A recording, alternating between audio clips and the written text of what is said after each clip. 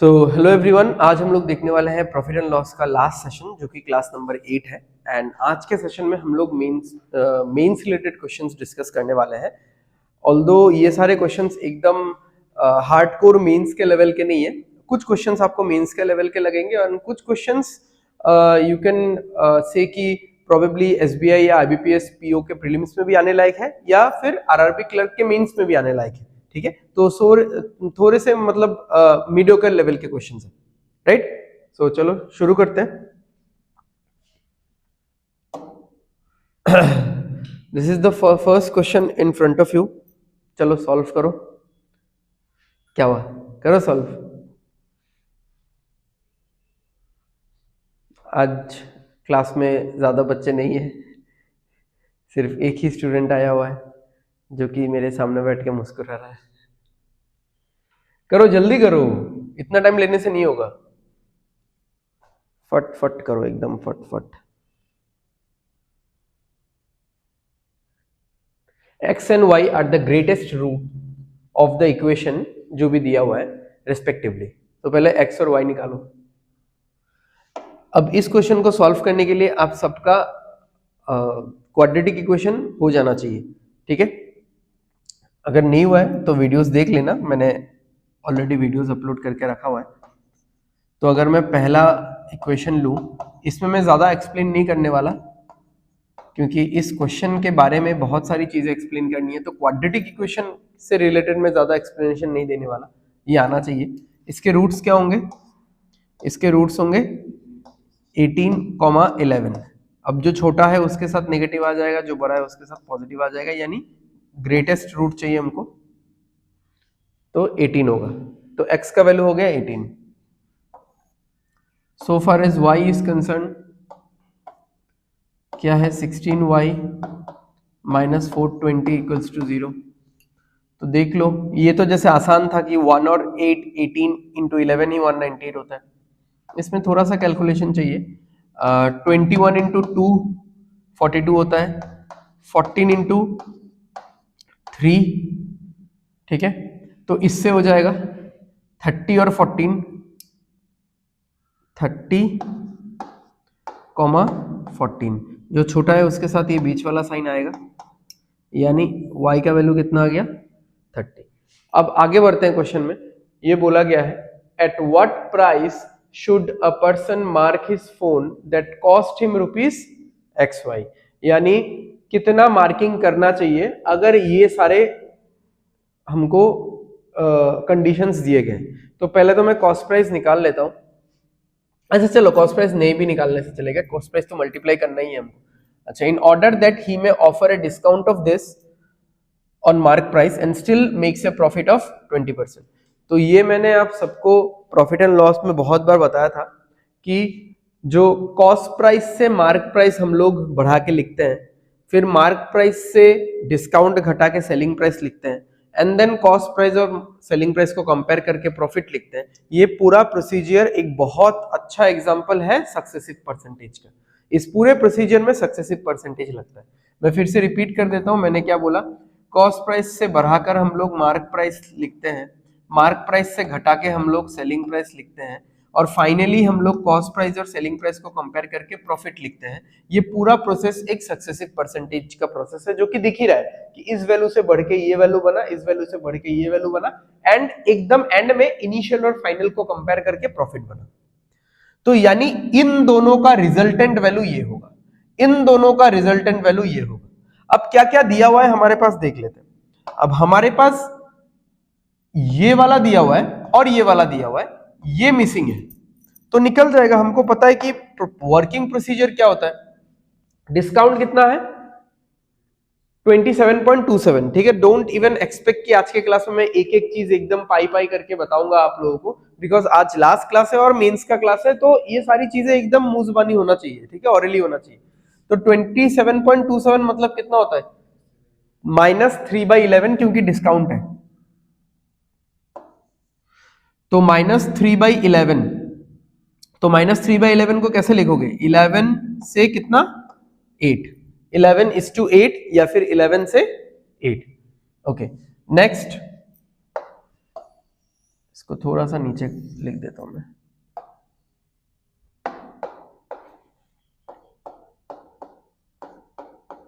ये क्या होता है? +1/5। अच्छा, एक बात समझो, हमने डिस्काउंट दे दिया, बट डिस्काउंट से पहले हम लोग क्या करते हैं? मार्कअप करते हैं। तो वो मार्कअप तो किया ही नहीं ना हमने। सॉरी, एक्स और वाई मत लिखो,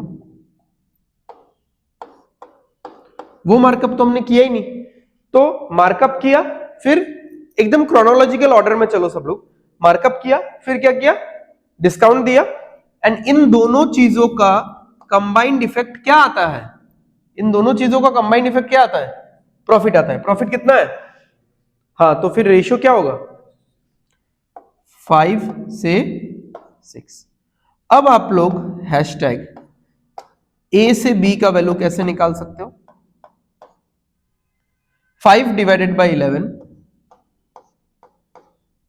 इस टू, या एरो जो भी है, चलो यहां पे भी मैं इस टू दे देता हूं, इस टू 6 डिवाइडेड बाई 8। ये क्या हो जाएगा?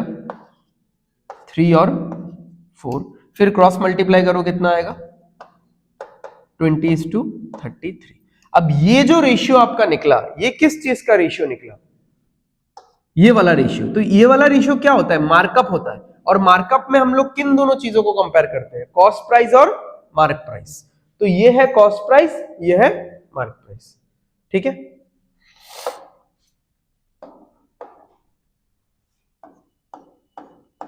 यहां पे मैं स्टार दे देता हूं। तो सीपी इज टू एमपी का जो रेशियो आया हमारे पास, दैट इज 20:33। ये समझ में आया? ये वाला वर्किंग प्रोसीजर आज के क्लास में, ये वाला वर्किंग प्रोसीजर से रिलेटेड बहुत सारा क्वेश्चन होने वाला है। ठीक है, तो बहुत इंपॉर्टेंट है और बहुत मतलब इजी है ये वाला तरीका। अच्छा, तो सीपी है 20 और एमपी है 33। हमको क्या निकालने बोला था? हमको निकालने बोला था at what price should a person mark his phone, यानी हमको मार्क प्राइस ही निकालने बोला है।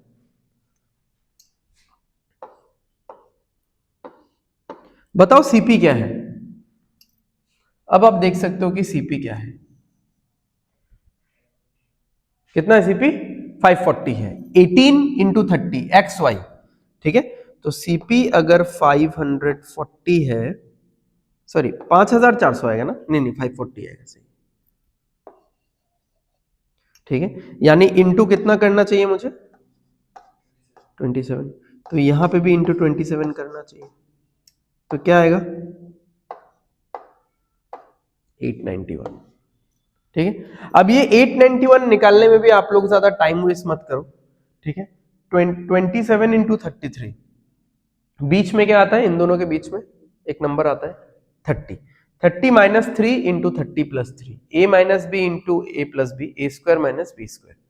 ठीक है, मेंस का क्वेश्चन ऐसा ही रहता है। At each and every moment, step 1 हो, स्टेप 2 हो, स्टेप 3 हो, एकदम फाइनल आंसर स्टेप 4 हो, हर एक स्टेप में द एग्जामिनर विल जज यू कि आपको ये आता है कि नहीं, आपको वो आता है कि नहीं। ठीक है, तो मेंस में बस कहने को ज्यादा टाइम होता है, एक्चुअली में टाइम कम पड़ता है लास्ट में जाके।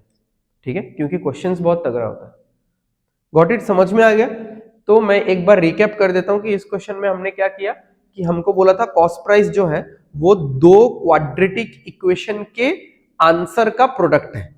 एक एक्स वाला इक्वेशन, एक वाई वाला इक्वेशन, इन दोनों का जो पॉजिटिव आंसर होगा उनका प्रोडक्ट होगा कॉस्ट प्राइस। बस हो गया, वो तो मिल गया।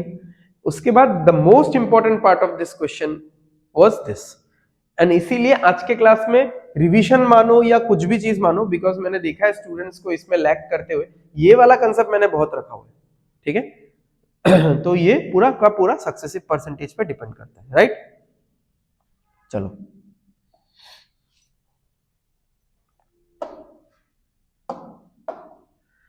Next, Monica bought 57 cups. She sold B cups at 36.36% profit and remaining A cups at 28.57% profit. Where A and B are roots of the equation this, where C greater than 0 and A greater than B, find the approximate overall profit earned by her. ठीक है, तो उसके लिए हमको A और B का value निकालना पड़ेगा कि 57 कप्स में से कितना कप्स उसने इतना प्रॉफिट में बेचा, कितना कप्स उसने इतना प्रॉफिट पे बेचा, यानी ए और बी का वैल्यू निकालना पड़ेगा, और ए और बी एक्चुअली में क्या है, a and b are the roots of the equation. ठीक है, तो यहां पे देखो अगर ये रूट है तो क्वाड्रेटिक इक्वेशन का बेसिक क्या था कि प्रोडक्ट ऑफ द रूट्स क्या होता है, प्रोडक्ट ऑफ द रूट्स होता है c बाई ए। c बोले तो कांस्टेंट टर्म डिवाइडेड बाई ए बोले तो यहां पे क्या है, कोफिशिएंट ऑफ एक्स स्क्वायर। ठीक है, तो बहुत लोग इसको ऐसा रट लेते हैं कि sum of the roots is equal to minus B by A, product of the roots is equal to C by A. But मैं हमेशा ऐसे रटने को मना इसलिए करता हूं क्योंकि कब कौन सा चीज सी होगा और कब कौन सा चीज ए और बी होगा तो हमको नहीं पता ना। अभी देखो हम लोग तो बोलने को इसको सी बोलते हैं, बट यहाँ पे मिडिल टर्म क्या बोल दिया गया, सी बोल दिया गया। तो don't remember formula with the help of letters always. आप ये पता करो कि वो लेटर मीन क्या कर रहा है। ठीक है, तो प्रोडक्ट ऑफ द रूट्स क्या होता है, constant term divided by coefficient of x square. तो कांस्टेंट टर्म क्या है, 770। ठीक है, divided by coefficient of x square तो 1। Okay, sum of the roots, sum of the roots क्या होता है, सम ऑफ द रूट्स होता है माइनस ऑफ, ठीक है, सम ऑफ द रूट्स होता है minus of middle term divided by coefficient of x square. Minus of middle term क्या है, माइनस सी। सी ऐसे खुद पॉजिटिव है, सी एज ए नंबर पॉजिटिव है बट इससे पहले निगेटिव लगा हुआ है। ठीक है, minus of middle term divided by coefficient of x square. तो a प्लस बी का वैल्यू कितना हो गया, c हो गया। बट हमको तो यहां से ये पता ही है ना कि ये a प्लस बी ही है, क्योंकि 57 कप्स में से कुछ कप्स है b और बाकी सारा कप्स, रिमेनिंग कप्स क्या है, a। तो a प्लस बी मिला के कितना है, 57। तो मेरा तो क्वाड्रेटिक इक्वेशन यही पे बन गया, x square minus 57x plus 770 equal to 0। अब आप सोचो कैसे कर सकते हो, बहुत आसान सा होगा ये, ज्यादा कुछ नहीं है, क्योंकि इसमें 7 आएगा, 11 आएगा और 5 और 2 आएगा। ठीक है, तो आपको अगर 57 चाहिए तो देख लो, अगर 77 और 10 से तो कुछ होने वाला है नहीं, 55 और 14 से भी कुछ होने वाला है नहीं, 35 और 22 से 57 आ जाता है। ठीक है, तो एक 35 आएगा और एक 22, और क्योंकि बोला है a ग्रेटर देन b है तो a 35 होगा और b होगा 22। समझ में आ गया। अब इस क्वेश्चन में भी क्वाड्रेटिक इक्वेशन का बहुत अच्छा सा प्रैक्टिस हो जाता है। ठीक है, क्योंकि ये वाला तो बहुत लोग भूल चुके हैं, क्योंकि ये सब क्वाड्रेटिक इक्वेशन का एकदम बेसिक है। मेंस लेवल का क्वेश्चन सॉल्व करने में ये सब चाहिए होगा। सबको ऐसे पता है कि इक्वेशन कैसे सॉल्व करना है, बट ये सब भूल गए। इवन बहुत स्टूडेंट्स ये भी भूल चुके हैं, discriminant is equal to b square minus 4ac, ये सब भी भूल चुके हैं। d ग्रेटर देन 0 होता है तो what is the nature of the roots, greater than 0 होता है तो नेचर ऑफ द रूट्स क्या है, लेसर देन 0 होता है तो नेचर ऑफ द रूट्स क्या है, ये सब भी भूल चुके हैं। तो मेरे वीडियोस में है, देख लेना। क्वाड्रेटिक इक्वेशन का जो फर्स्ट क्लास है उसमें ये सब थोड़ा थोड़ा बेसिक डिस्कस किया हुआ है, और अगर इनसे रिलेटेड क्वेश्चन चाहिए तो क्वाड्रेटिक इक्वेशन का लास्ट क्लास देख लेना, उसमें मेंस रिलेटेड क्वेश्चन है। मेंस रिलेटेड क्वेश्चन में ये सब चीज चाहिए ही होगा आपको, सिर्फ सॉल्व करने नहीं देगा, सिर्फ सॉल्व करने तो प्रीलिम्स में देता है ना वो लोग। चलो ये हम लोग का निकल गया, यानी 57 कप्स दो पार्ट में वो बेच रहा है,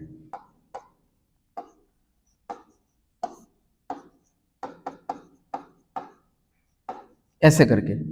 ठीक है, अब अगर मैं ऐसे मानूं कि 57 कप्स का जो सीपी है वो 57 ही है, मैंने मान लिया, जस्ट इसको कंफर्ट जोन में लाने के लिए, ठीक है, इजी बनाने के लिए। 57 कप्स का सीपी कितना है, 57। तो यानी 35 कप्स का सीपी कितना है, 35। 22 कप्स का सीपी है 22। अच्छा, अब मुझे प्रॉफिट कितना हुआ देख लेते हैं। यहां पे हम लोग एसपी लिख लेंगे। ठीक है, यहां पे भी हम लोग एसपी लिख लेंगे। इसमें प्रॉफिट हुआ बी वाले में, हाँ बी वाले में इसमें प्रॉफिट हुआ, ये क्या होता है 4/11, ठीक है। तो 4/11 ऑफ 22 रुपीज, हाँ ये 22 रुपीज है क्योंकि कप्स है, यानी इतना हर कप 1 रुपए का है तो 22 रुपीज, तो कितना होगा ये 8 रुपए। 8 रुपए का प्रॉफिट है तो कितने में बेचा, 30 रुपए में बेचा। ये कितना होगा प्लस 2/7, 2/7 इंटू 35 रुपीज, तो यहां पे कितना आएगा भाई 10 आ जाएगा, 10 आएगा तो 45 रुपीज में बेचा। अच्छा, what is the overall profit, चलो निकालते हैं प्रॉफिट परसेंट। खर्चा कितना हुआ 35 और 22 57, 57 रुपीज खर्चा किया और प्रॉफिट कितना कमाया 10 और 8 18, ठीक है। किससे काट सकते हैं, 3 से काटेंगे तो 6 आएगा, 3 से काटेंगे तो 19 आएगा, ठीक है। 19 इंटू 3 57 है ना, 19 इंटू 3 57, बचा 3, फिर 0 30, 19 इंटू 1, ठीक है 19, बचा कितना 11, 110, तो 31 पॉइंट कुछ आ रहा है, यानी आप अप्रोक्सीमेटली इसको 32 मान सकते हैं।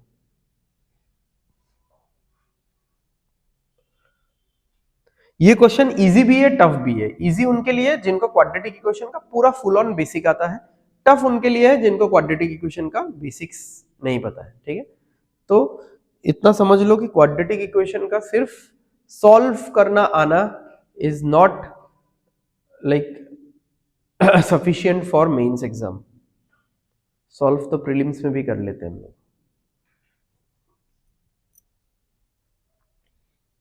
हो गया, चलो अगले क्वेश्चन पे चलते हैं। A fruit seller bought 800 kg of fruits, but 50 kg of them were damaged during the transport and storage, ठीक है। तो बचा कितना 750।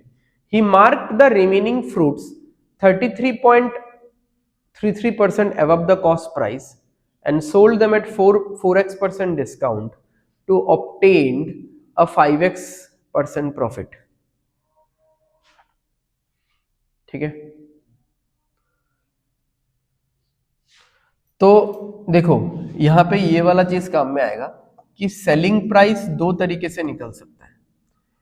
एक तो आप मार्क प्राइस के ऊपर क्या लगा दो, डिस्काउंट, मतलब माइनस करके, सॉरी माइनस करके, और एक आप कॉस्ट प्राइस के ऊपर क्या लगा दो,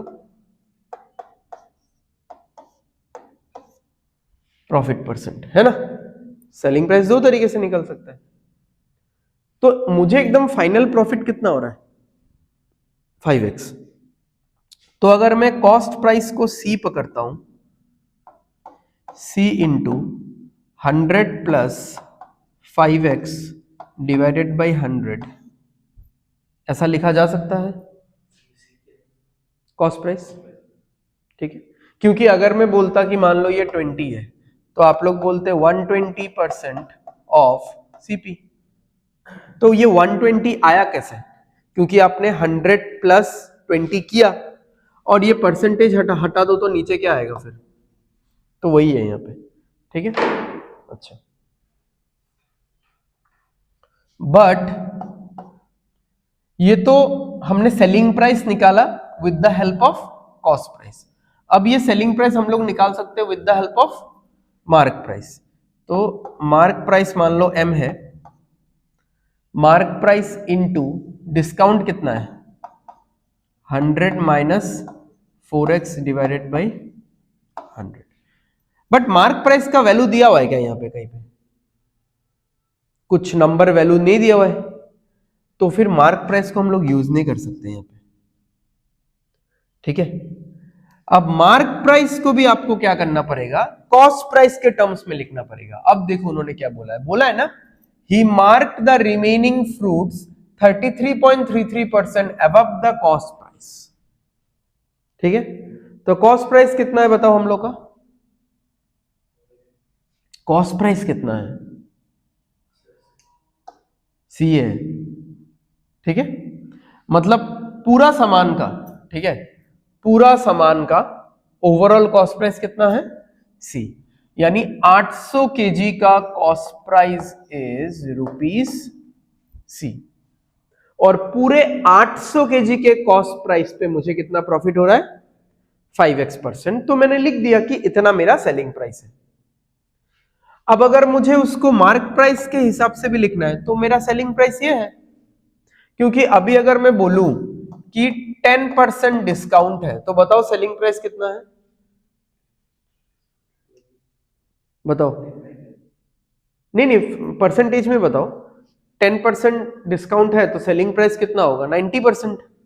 कैसे आया 90%, 100 माइनस 10 डिवाइडेड बाई 100, ठीक है, तो वही हमने किया ना यहाँ पे, 100 माइनस 4x डिवाइडेड बाई 100, और ये डिस्काउंट का परसेंटेज हमेशा किस पे अप्लाई होता है, मार्क प्राइस पे। बट अभी मुझे मार्क प्राइस तो पता ही नहीं है, उन्होंने बोला है अब मार्क प्राइस निकालो फिर, क्योंकि इंफॉर्मेशन तो गिवन है तो इस इंफॉर्मेशन को छोड़ेंगे क्यों हम।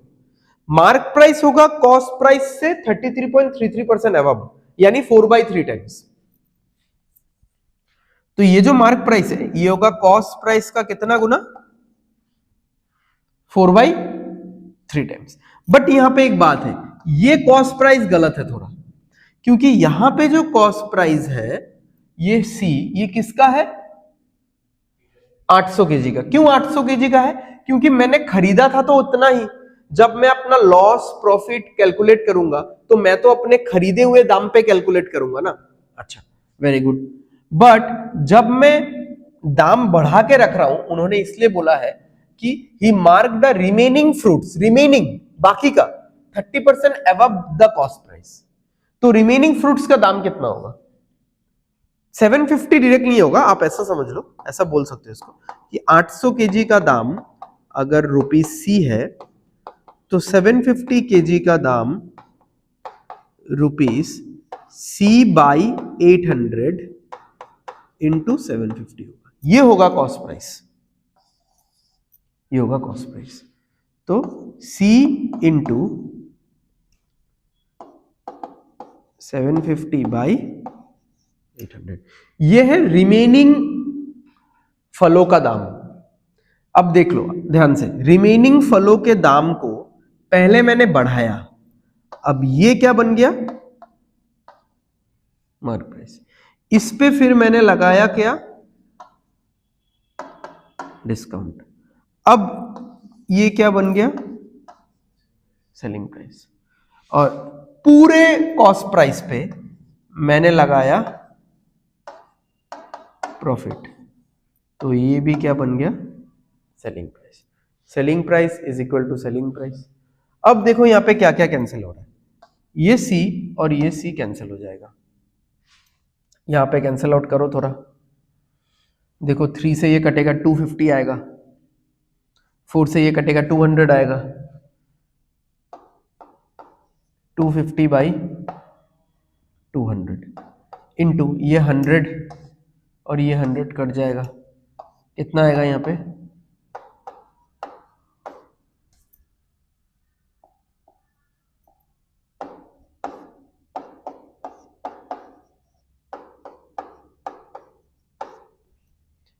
यहाँ पे हो जाएगा 5, यहाँ पे हो जाएगा 4, ये 4 इधर मल्टीप्लाई हो जाएगा।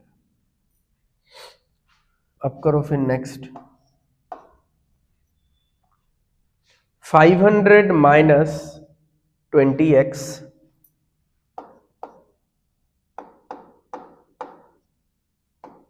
Is equal to 400 plus 20x, ये 400 इधर जाएगा तो ये 100 आएगा, ये 20 इधर जाएगा तो प्लस हो जाएगा, 4 से 10 को काटोगे तो 2.5 आएगा, तो x का वैल्यू आएगा 2.5।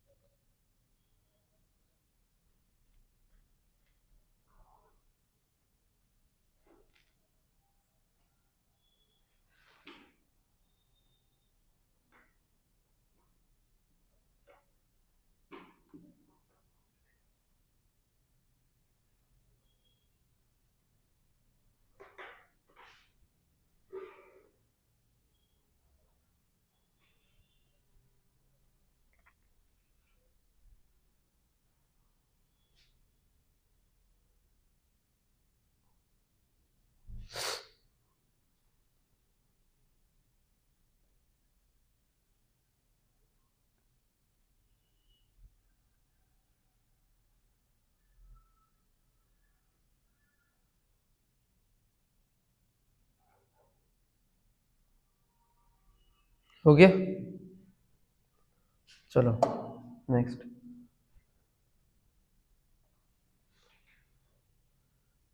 ये क्वेश्चन डिसऑनेस्ट शॉपकीपर के ऊपर है, ठीक है?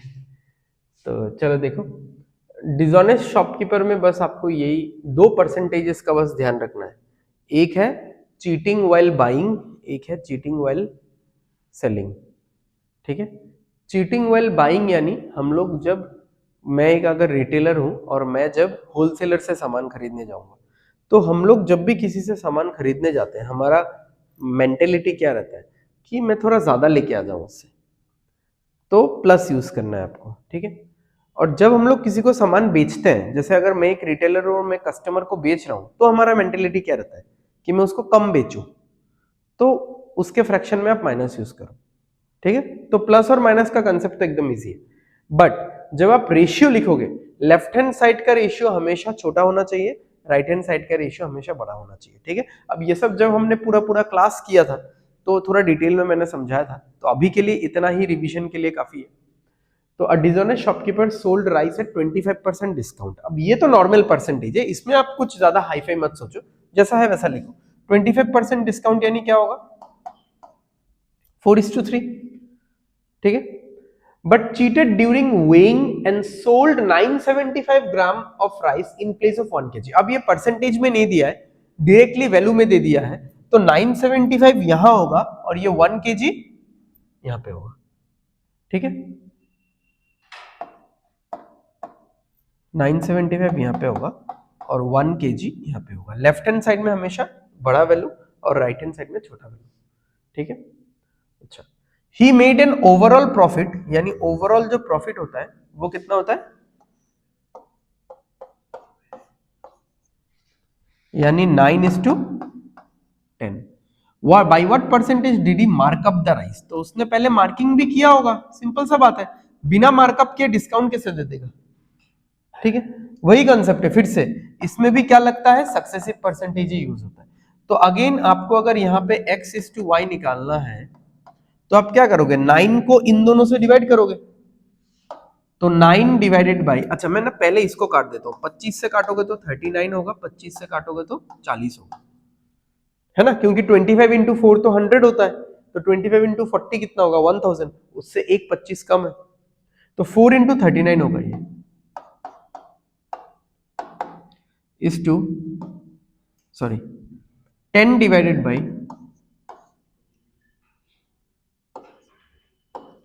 3 इंटू 40, 4 और 4 तो गया, 3 से ये गया 13, 13 इधर चला जाएगा, 9:13 होगा मार्कअप, मार्कअप तो कितना परसेंटेज है,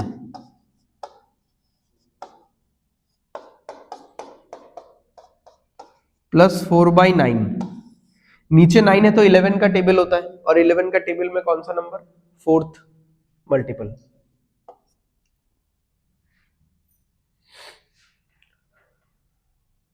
ठीक है?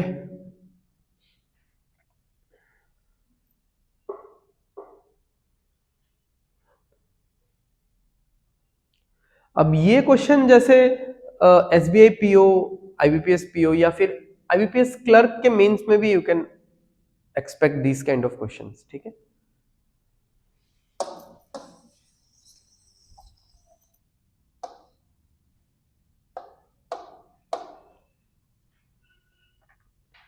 चलो आगे बढ़े।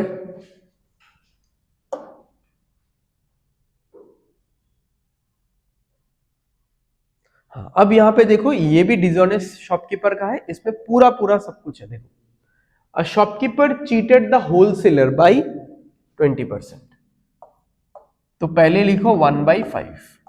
फिर आप सोचो, मैं जब होलसेलर से कोई चीज खरीदने जाता हूं, तो मेरा मेंटेलिटी ज्यादा लाने का रहता है कि कम लाने का रहता है, ज्यादा, तो आप यहां पे पहले प्लस यूज कर दो, ठीक है? Of the goods and the customer by 10% while selling, customer को 10% ठग लेता है, 1/10। जब मैं कस्टमर को बेचता हूं तो मेरा मेंटेलिटी क्या रहता है, ज्यादा देने का कि कम देने का, कम देने का, तो माइनस। अब इनसे जो भी फ्रैक्शन निकलेगा, सॉरी जो भी रेशियो निकलेगा, उस रेशियो को लेफ्ट हैंड साइड में कम वैल्यू और राइट हैंड साइड में बड़ा वाला वैल्यू बैठाना है। ठीक है, तो कैसे बैठेगा बताओ? 5:6 ये वाला। This is the trick, this is the technique. ठीक है, बाकी तो नॉर्मल है। If you mark the goods 12.5% above the cost price, यानी ये मार्कअप परसेंटेज है, तो कितना होगा बताओ? हाँ, यहां पे क्या लिखना है? 8:9, क्योंकि मार्किंग अप हो रहा है ना, ज्यादा हो रहा है मार्कअप, यानी 8 पे 1 ज्यादा मार्किंग किया है। ओके, यानी 8 अगर कॉस्ट प्राइस है तो 9 क्या है? Mark price. ठीक है, और 1 है मार्कअप। ही देन गिव 5% डिस्काउंट। बताओ 5% डिस्काउंट कितना? नहीं, 20:19। कैसे? 5% का मतलब है 1/20 का डिस्काउंट, यानी 20 रुपए का सामान था, उस पे 1 रुपए का डिस्काउंट दिया तो जाके 19 में बेचा। तो 20 का सामान 19 में बेचा, ये सेंस रहता है ना। डिस्काउंट तो निगेटिव होगा ना, तो बाकी सब तो नॉर्मल होगा, ये भी नॉर्मल होगा, ये भी नॉर्मल होगा। ठीक है, बस ये दोनों है चीटिंग परसेंटेजेस। चीटिंग परसेंटेज में हमेशा लेफ्ट हैंड साइड में छोटा वैल्यू, राइट हैंड साइड में बड़ा वैल्यू। ठीक है, बाकी देख लो क्या हो जाएगा। 9 और 9 कैंसिल हो जाएगा, यहां पे 6 2 से काटने पे 3 आएगा, 2 से काटने पे 4 आएगा, ये 0 और 0 कैंसिल हो जाएगा, और कुछ कैंसिल नहीं हो रहा है ना। हाँ, इधर कितना आ गया भाई? 20 और 2 40, इधर कितना आ गया? 57। तो प्रॉफिट का परसेंटेज कितना हो जाएगा? 17/40 इंटू 100। 20 से काटेंगे तो 2 आएगा, 20 से काटेंगे तो 5 आएगा। 17 5 85 होता है, 85 का आधा 42.5। ये क्वेश्चन भी आप SBI PO, IBPS PO prelims या clerical mains, I mean IBPS clerk, RRB clerk mains में आप देख सकते हो कि हाँ ऐसा क्वेश्चन पूछा जाएगा, प्रोवाइडेड इसमें ये देखो, क्योंकि ये कंसेप्ट पता है तो बहुत हल्का क्वेश्चन है, कंसेप्ट नहीं पता है तो फिर दिक्कत है। ठीक है, अब मैंने ऐसा भी एक क्वेश्चन करवाया था डिसऑनेस्ट शॉपकीपर वाले में, जिसमें वो एक ऐसा गलती करता है कि कस्टमर के साथ चीटिंग करने के बदले उसके साथ चीटिंग हो जाता है, तब लेकिन यहां पे छोटा वैल्यू यहां पे बड़ा वैल्यू नहीं आएगा, तब ये उल्टा होगा। ठीक है, मतलब वो इंसान कस्टमर को चीट करने गया था, ठीक है, बट 975,000 के बदले 975 ग्राम देके कस्टमर को चीट करने वाला था, बट गलती से कुछ ऐसा हुआ, मशीन में कुछ ऐसा प्रॉब्लम हो गया कि 1000 के बदले उसने 1050 ग्राम दे दिया। अब उसका लॉस हुआ है ना, तो इसलिए यहां पे होगा 1000 और यहां पे होगा 1050, क्योंकि this is a normal convention, fixed नहीं है, बट हम लोग ऐसा मानते हैं कि लेफ्ट हैंड साइड का वैल्यू छोटा हो और राइट हैंड साइड का वैल्यू बड़ा हो तभी मुझे प्रॉफिट होगा। ठीक है, फाइनल वैल्यू बड़ा होना चाहिए हमेशा।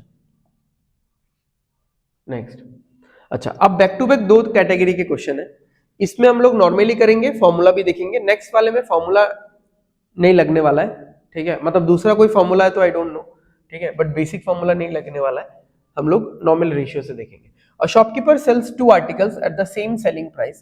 One article is sold at a profit of 10%. तो सीपी और एसपी का रेशियो निकालो 10:11। मैंने सीपी में 1 दिया है, एसपी में कुछ नहीं दिया है क्योंकि उन्होंने बोला है क्या? Same selling price. Okay, next 10% loss, ठीक है, बट सेलिंग प्राइस तो सेम होना चाहिए था, तो सेम कर लो।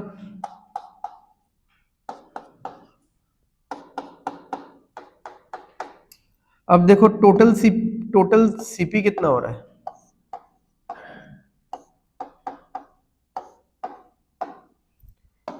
तो सीपी टोटल कितना है और एसपी टोटल कितना है?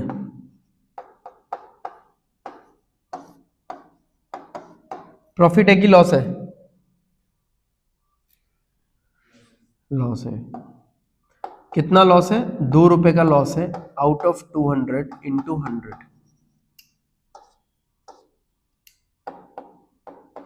माइनस नहीं चाहिए, चलो।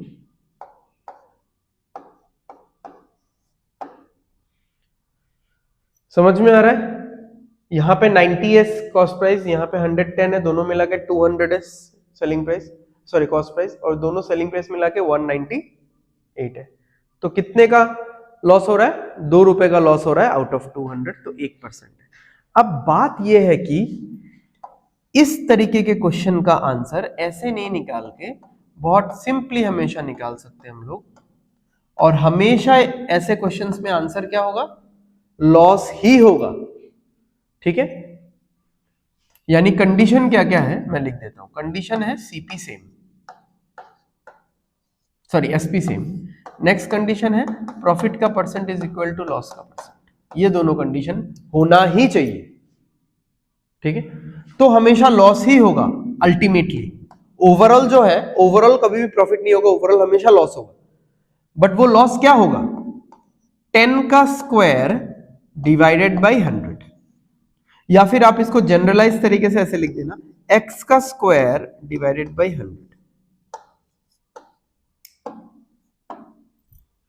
10 क्या है? 10 है ये वाला जो प्रॉफिट है, जो लॉस है, जो भी है।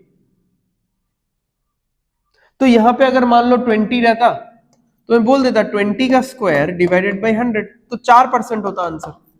तो मुझे ये सब तामझाम करने का जरूरत ही नहीं है, एक लाइन में आंसर निकल गया। ठीक है, बट ऐसा क्वेश्चन बहुत कम देखने को आपको मिलेगा।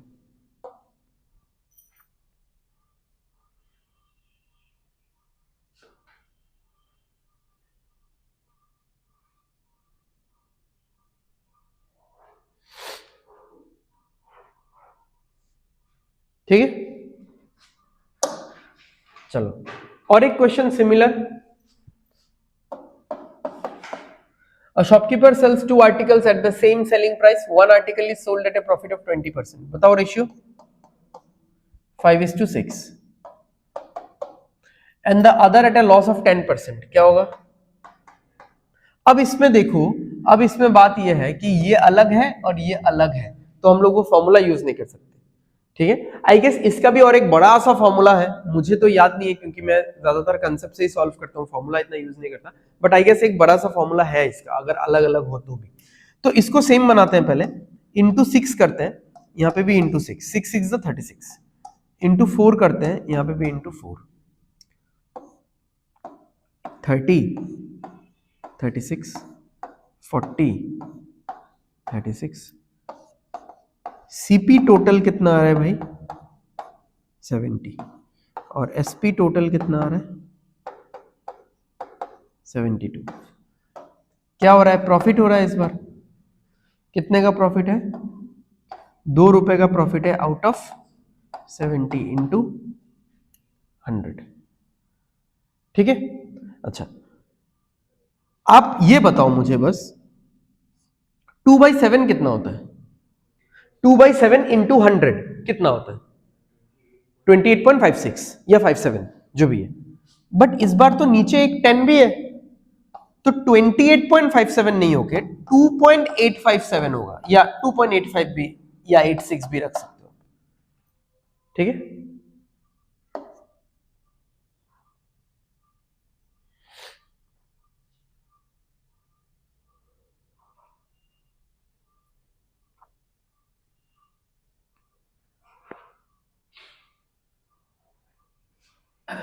ठीक है, समझ में आ गया? चलो, तो इस हिसाब से ये वाला क्वेश्चन होमवर्क कर लेना कि there are 2 articles a and b which are sold at the same price of 4500। एक को 10% प्रॉफिट में बेचा गया, दूसरे को 12% लॉस में बेचा गया। ओवरऑल प्रॉफिट परसेंट क्या है? बट इस क्वेश्चन में कैच ये है कि ऐसे क्वेश्चंस में ये कभी भी काम में आता ही नहीं है, क्योंकि हमको फाइनली क्या निकालने बोला है? परसेंटेज। तो परसेंटेज है तो उससे परसेंटेज निकल जाएगा।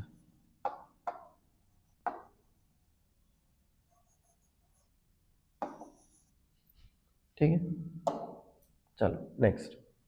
ये तो सिंपल क्वेश्चन है, अभी के क्वेश्चंस थोड़े थोड़े सिंपल ही है। अरुण बॉट ए वॉच वर्थ ₹25,000, ठीक है। तो अरुण ने एक वॉच खरीदा 25,000 रुपए से। He sold it at a 10% profit to Varun. 10% profit यानी 2,500 वरुण को बेचा, तो कितना होगा 27,500। तो ये वैल्यू वरुण के लिए सेलिंग प्राइस है, सॉरी कॉस्ट प्राइस है, क्योंकि वरुण ने ये वैल्यू दिया, किसको दिया, अरुण को दिया, और घड़ी ले लिया, घड़ी है ना, हाँ घड़ी ले लिया।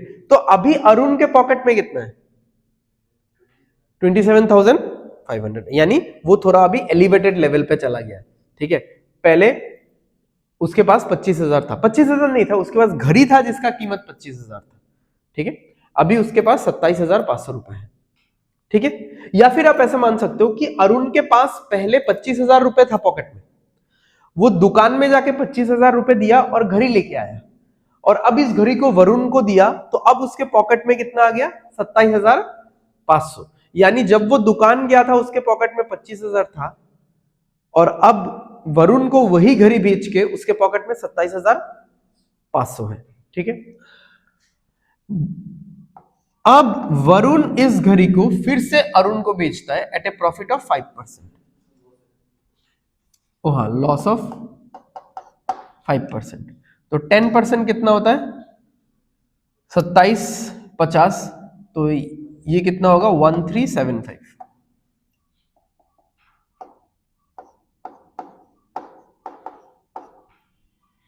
ठीक है। तो 1375 माइनस करेंगे तो क्या आएगा, क्या बोला है, what was the overall profit of Arun. अच्छा, ये माइनस करने का जरूरत भी नहीं है, ऐसे 26,000 कुछ आएगा, 500 से ये जाने से 125 और 26,000, ठीक है। तो अब ये वाला पैसा अरुण के पॉकेट में था, वरुण के पास तो अभी घड़ी है, ये वाला पैसा अरुण के पॉकेट में था। अरुण ने इस पैसे में से इतना पैसा दिया, किसको, वरुण को दिया, वरुण को दिया, और उससे घड़ी ले लिया, तो उसके पास ऑलरेडी फिर भी कितना पैसा बच रहा है 1375। अब सोचो, अब अरुण के पास 1375 भी है और साथ में उसके पास घड़ी भी है, ठीक है। तो उसका ओवरऑल प्रॉफिट कितना हो रहा है 1375 का। ये अरुण का सिचुएशन है। तो अरुण के पास घड़ी था, जिस घड़ी का दाम इतना था, तो अरुण ने ये घड़ी वरुण को दिया, और वरुण ने इतना पैसा अरुण को दिया। अब अरुण के पास इतना पैसा है, अब इस पैसे में से वरुण ने बोला कि मैं 26,125 रुपीस में ये घड़ी वापस तुमको कर दूंगा। तो अरुण ने सोचा मेरे पास इतना है, इतना रह जाएगा, मैं घड़ी इतना दे देता हूं और घड़ी भी ले लेता हूं। तो उसने घड़ी भी ले लिया और उसके पास इतना एक्स्ट्रा रह गया अब, ठीक है। अब वो इतने पैसे का दुकान से कुछ 4 चीजें खरीदेगा, ठीक है, जो तुमने खरीदा था। तो उसका प्रॉफिट कितना हो रहा है 1375, ठीक है। हाँ हाँ, वरुण तो फिर हाँ हाँ, नहीं इसमें तो मेरा वो कंसेप्ट नहीं लगेगा ना, प्लस माइनस वाला, नहीं नहीं वैसा नहीं लगेगा, हाँ ठीक है। चलो नेक्स्ट,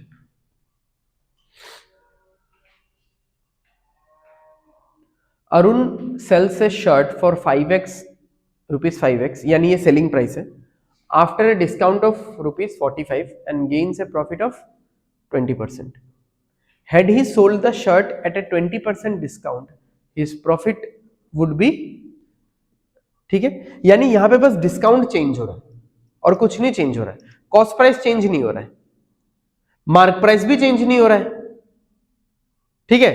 डिस्काउंट चेंज हो रहा है, डिस्काउंट चेंज होने की वजह से सेलिंग प्राइस चेंज हो रहा है, इसीलिए प्रॉफिट का परसेंटेज भी चेंज हो रहा है। समझो, दो सिचुएशन है, सिचुएशन 1 और 2, दोनों में कॉस्ट प्राइस चेंज नहीं हो रहा है, मार्क प्राइस भी चेंज नहीं हो रहा है, डिस्काउंट अलग अलग है D1 D2। तो अगर डिस्काउंट अलग अलग होगा, यानी MP माइनस D1 और MP माइनस D2, तब तो सेलिंग प्राइस भी अलग अलग होगा, और सेलिंग प्राइस अलग अलग होगा तो फिर प्रॉफिट भी अलग अलग होगा। ठीक है, तो व्हाट वी कैन डू, हम लोग सेकेंड सिचुएशन से इस क्वेश्चन को शुरू करते हैं, क्योंकि फर्स्ट सिचुएशन में इतना ज्यादा इंफॉर्मेशन है नहीं, क्योंकि जो डिस्काउंट है वो भी पैसे में दिया हुआ है, ये 5x में दिया हुआ है, प्रॉफिट चलो फिर भी ठीक है। तो इसमें देखते हैं cost price, mark price, selling price. तो डिस्काउंट कितना है 20%, 20% डिस्काउंट है यानी 5:4, ठीक है, और 9.09% प्रॉफिट है यानी 11:12।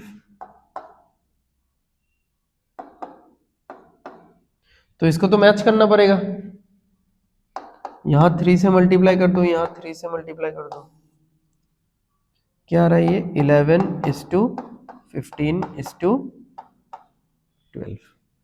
तो मुझे सेकेंड सिचुएशन से इतना तो मिल गया कि कॉस्ट प्राइस, मार्क प्राइस और सेलिंग प्राइस का रेशियो होगा 11 और 12, और क्योंकि मुझे पता है कि सीपी और एमपी चेंज नहीं होने वाला, तो कंडीशन 1 में भी सीपी एमपी तो भाई 11:15 ही रहेगा। ठीक है, और प्रॉफिट अगर 20% हो रहा है तो प्रॉफिट 20% है ना, हाँ, तो 20% निकाल लेंगे। चलो एक काम करते हैं, इसको 0 कर देते हैं, इसको भी 0, इसको भी 0, इसको 0, इसको 0। तो प्रॉफिट 20% देख लो, इधर से देख लो, 20% यानी कितना 22 पड़ेगा, 132। ठीक है, तो इसमें देखो तो कितना डिस्काउंट मिल रहा है 30, और इसमें कितना डिस्काउंट मिल रहा है 18। तो इसमें कम डिस्काउंट है, इसमें ज्यादा डिस्काउंट है। ठीक है, कम डिस्काउंट है इसीलिए क्या ज्यादा है, प्रॉफिट, क्योंकि डिस्काउंट दुकानदार के लिए हानिकारक होता है, तो डिस्काउंट यहां पे उसने बहुत ज्यादा दिया इसलिए प्रॉफिट उसको कम हुआ है, इतना हुआ है। यहां पे उसने डिस्काउंट कम दिया है तो प्रॉफिट उसको काफी ज्यादा हुआ है। ठीक है, अच्छा यहां पे देखो डिस्काउंट कितना है 18, बट एक्चुअली में this 18 units is equivalent to ₹45। तो 9 से काटेंगे तो 2 यूनिट का वैल्यू आएगा 5। क्या निकालने बोला है, find the profit obtained by Arun. Profit obtained by Arun यानी पुराना वाला बताना है कि नया वाला बताना है भाई, ऑप्शन के साथ मिला लेंगे, चलो कोई बात नहीं है।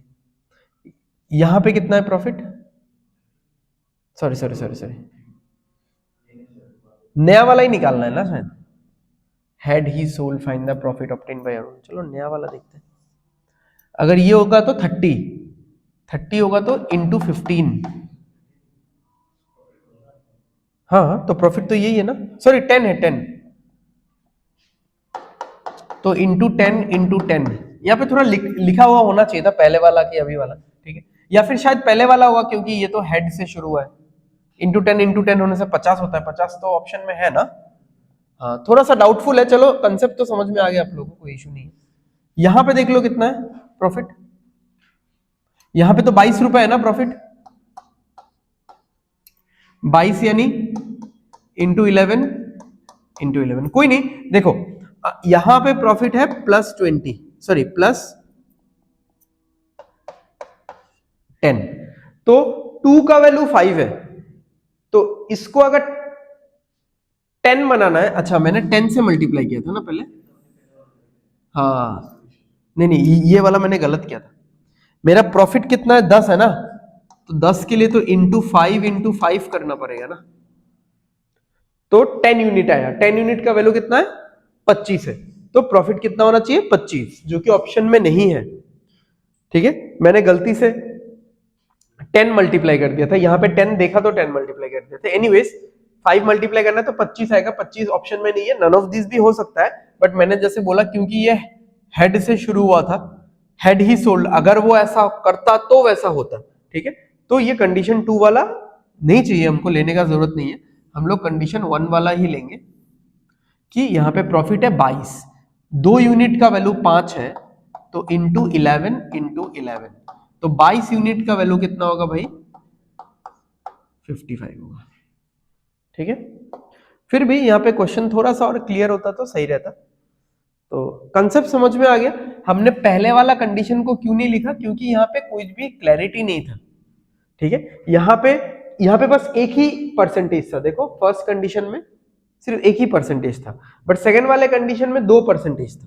और 2% होने से क्या होता है, पूरा एक जो ऑर्डर है वो बन के रेडी हो जाता है। 1% में ये पूरा नहीं बना सकते हम लोग, 2% होता है तो ये पूरा बना सकते हैं हम लोग। ठीक है, क्लियर है? चलो next.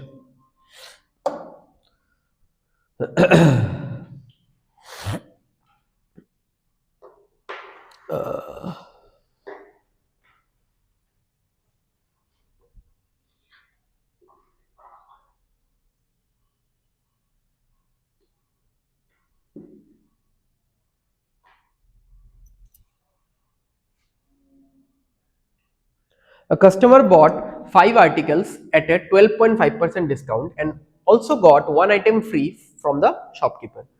If the shopkeeper still made a profit of 5% on the sale of these 6 items including the free, by what percentage did he mark the article above its cost price? सबसे पहले होता क्या है, markup होता है। Chronological order बताया था ना मैंने। सबसे पहले क्या होता है, मार्कअप, उसके बाद क्या होता है, डिस्काउंट।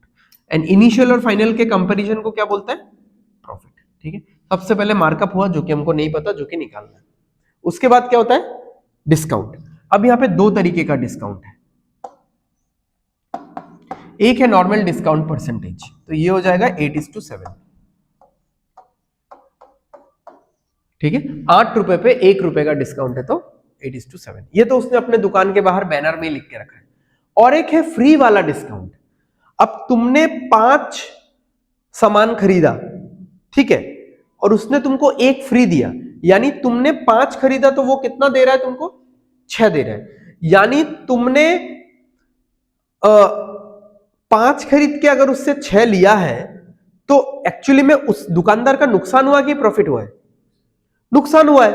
यानी वो तुमको 6 के दाम पे 5 सामान दे रहा है, सॉरी 5 के दाम पे 6 सामान बेच रहा है। दाम उसने तुमसे 5 का ही लिया है, बट वो तुमको दे कितना रहा है, 6। डिस्काउंट में हमेशा याद रख लेना, फ्री हो जो भी हो, ये वैल्यू हमेशा ग्रेटर होगा और ये वैल्यू हमेशा स्मॉलर होगा, क्योंकि final output has to be lesser than the previous one. क्योंकि डिस्काउंट दुकानदार के लिए हानिकारक होता है। तो इनिशियल वैल्यू कभी भी छोटा नहीं होगा और फाइनल वैल्यू बड़ा नहीं होगा, इनिशियल वैल्यू बड़ा होगा और फाइनल वैल्यू छोटा होगा। ठीक है,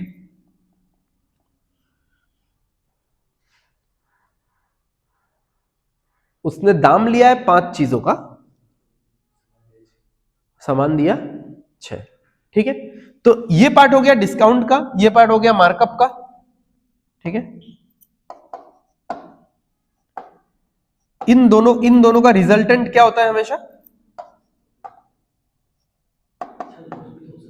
हाँ लॉस भी हो सकता है, यहां पे तो बोल दिया है ना प्रॉफिट। ठीक है,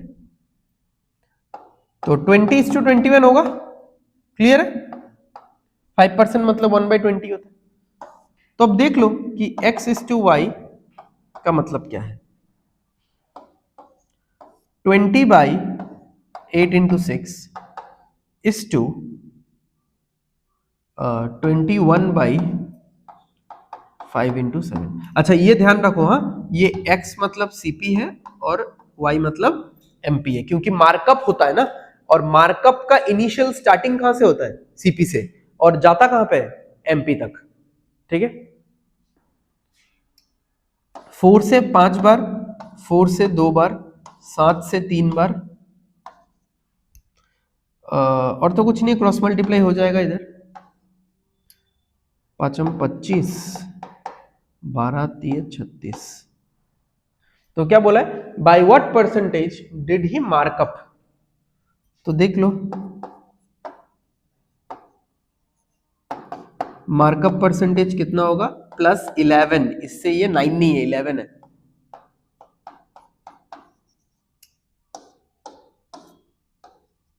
%44, यानी 44% उसने दाम बढ़ा चढ़ा के रखा हुआ है। आंसर सही तो है ना भाई? ठीक है, इसमें इतना ही बताना था। अब क्या आप सब लोग समझ पा रहे हो कि ये वाला चीज कितना एक्सटेंसिव यूज हो रहा है? ठीक है, और इसका यूज एक्सटेंसिव है भी, मतलब अच्छे क्वेश्चंस में तो बहुत है। हाँ, ये ऑर्डर समझना, क्योंकि ये पूरा वैसे ही जा रहा है ना। अभी देखो ये सब हेडिंग लिखा हुआ है तो लोग इसका पूरा हवा बना देते हैं कि बहुत टफ चीज है। अब अगर मैं इसका हेडिंग ना लिखूं, जस्ट मैं ऐसे लिख दूं कि ये मेरा 2023 का सैलरी है, ये मेरा 2024 का सैलरी है, और ये मेरा 2025 का सैलरी है, तो देखो ये तो सक्सेसिव परसेंटेज हो गया ना, सिंपल है। तो नॉर्मल वैल्यूज में लोगों को सक्सेसिव परसेंटेज समझ में आता है, बट साथ में कंसेप्ट आ जाता है तो वो दिक्कत होता है फिर। ठीक है, same goes for simple interest and compound interest. Compound interest में तो वही चीज लगता है। चलो next. A shopkeeper purchased 600 oranges from oranges. Okay, from these क्या है? From these he sold इतना परसेंट एट 5% का प्रॉफिट, इतना परसेंट एट 30% का profit. Now he has no oranges left with him, what was the overall percentage profit?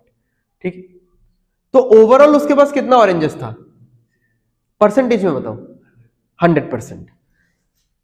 उसने इतना percent बेचा, फिर इतना परसेंट बेचा, तो टोटल कितना हो गया? 100%। क्या हो रहा है यहाँ पे? 16x + 4 परसेंटेज हटा दो,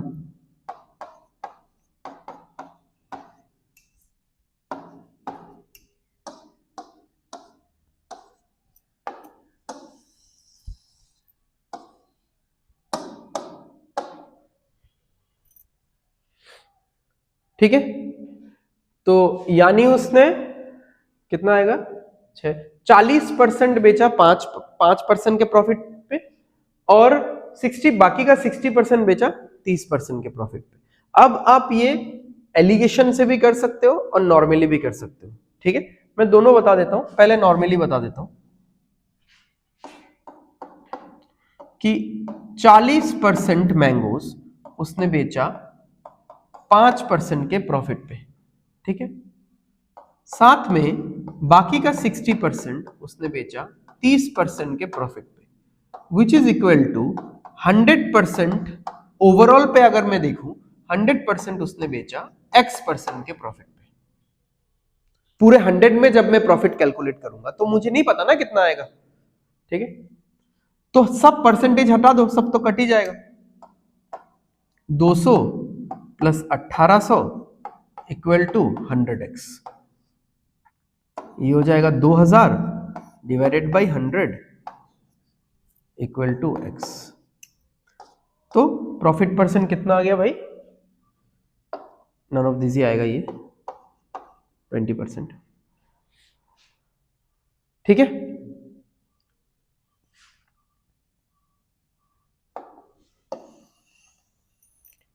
अब अगर हम लोग एलिगेशन से इसको करते,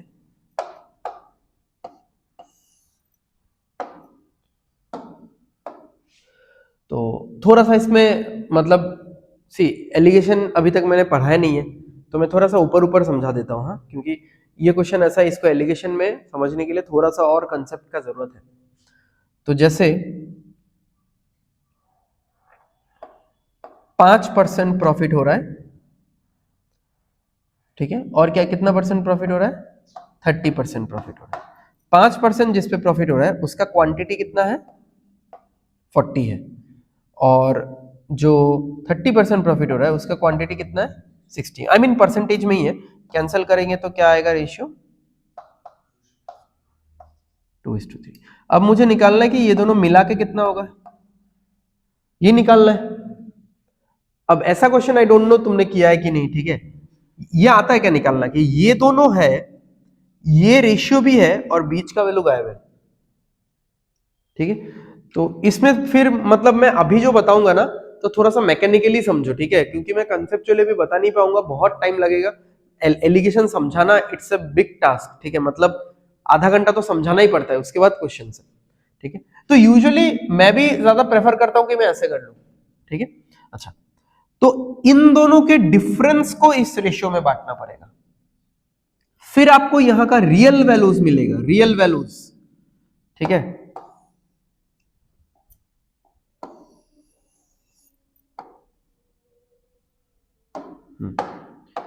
इन दोनों का डिफरेंस कितना है? 25 को 2:3 के रेशियो में बांटो, 25 को, हाँ वही तो 2:3 के रेशियो में बांटो, कितना आएगा? 10 और 15 आएगा। ये मिला आपको रियल वैल्यूज जिनको आप ऑपरेट कर सकते हो। अब देखो 30 से 10 जाएगा तो कितना आएगा? 20, ठीक है। और 15 के साथ सॉरी, और 20 से 15 जाएगा तो कितना आएगा? या 20 से 5 जाएगा तो कितना आएगा? 15। क्योंकि देखो एलिगेशन में ये बीच वाला वैल्यू जो ये जो वैल्यू होता है ना, ये इन दोनों के मिडिल में होता है, एक से बड़ा होता है, एक से छोटा होता है। 30 minus 20 is 10 and 20 minus 5 is 15। तो ये एक टेक्निक है कि जब ये रेशियो होगा, बीच वाला वैल्यू गायब होगा और ये होगा, तो ये निकालना पड़ता है, क्योंकि फिर से तुम अगर इसको इसको काटोगे तो 2:3 ही आएगा भाई, ठीक है। तो एनीवेज जस्ट मैंने जानने के लिए दे दिया है, तो आप जिन जिन लोगों को ये वाला चीज आता है तो नोट करके रख दो, ठीक है। अब इसको तो नहीं आता है बेचारे को, तो तुम ऐसे करो गरीबों की तरह, बट ये आसान है, ऐसे मतलब कैलकुलेशन तो है ही नहीं इसमें, ठीक है, आसान है। चलो ठीक है, लास्ट क्वेश्चन पे चलते हैं आज के सेशन का। अच्छा, Mohan sold a table and a chair for a combined amount of 15,600. The table is sold for 2.25 times the chair. The table is sold for 2.25 times the chair. अच्छा, यानी टेबल का सेलिंग प्राइस चेयर के selling price का 2.25 times है। 2.25 यानी 9/4, okay. तो if he earns 6.67% profit on the chair and a 20% profit on the table, what is the difference in their cost price? तो थोड़ा सा हम लोग चार्ट वगैरह बना लेते हैं। क्या क्या है?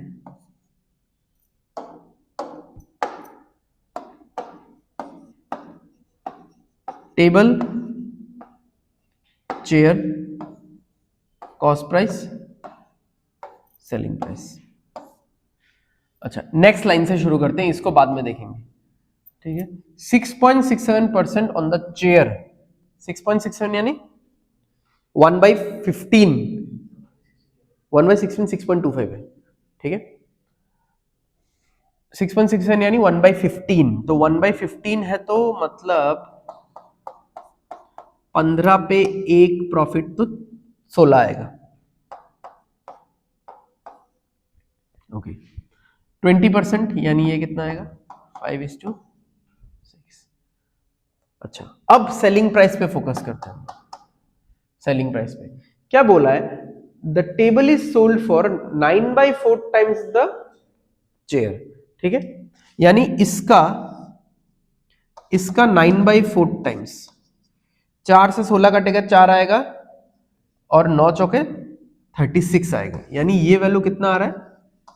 ये वैल्यू 36 तभी आएगा अगर मैं इसके साथ 6 मल्टीप्लाई करूं, तो इधर भी 6 मल्टीप्लाई करूंगा तो ये वैल्यू कितना आ जाएगा? 30। अब जाके ये पूरा सेटअप बैलेंस्ड है, ठीक है। यानी उन्होंने जो जो बोला है हमने वो सारा चीज कर लिया है, बस हो गया। Sold a table and a chair for a combined amount of this, यानी ये है total selling price. Total selling price कितना है देखो, 36 और 16 52, तो 52 का वैल्यू है ₹156,000, ठीक है। हमको निकालना है what is the difference in their cost price. Cost price का डिफरेंस 30 और 15 है। ये तो पूरा नहीं कटेगा शायद, 13 से काटेंगे तो 4 आएगा, 13 से काटेंगे तो 12 आएगा, कट जाएगा, 4 से काटेंगे तो 300 आएगा। तो 1 का वैल्यू 300 है, तो 15 का वैल्यू कितना होगा? 4500। ये वाला डिफरेंस पूछा है, ये वाला डिफरेंस, कॉस्ट प्राइस का डिफरेंस। इस तरीके का क्वेश्चन भी मुझे लगता है आरआरबी क्लर्क मेंस में आने लायक है। ठीक है, तो आज का क्लास हम लोग यहीं पे खत्म करते हैं, मिलते हैं हम लोग किसी नए चैप्टर में। Thank you everyone.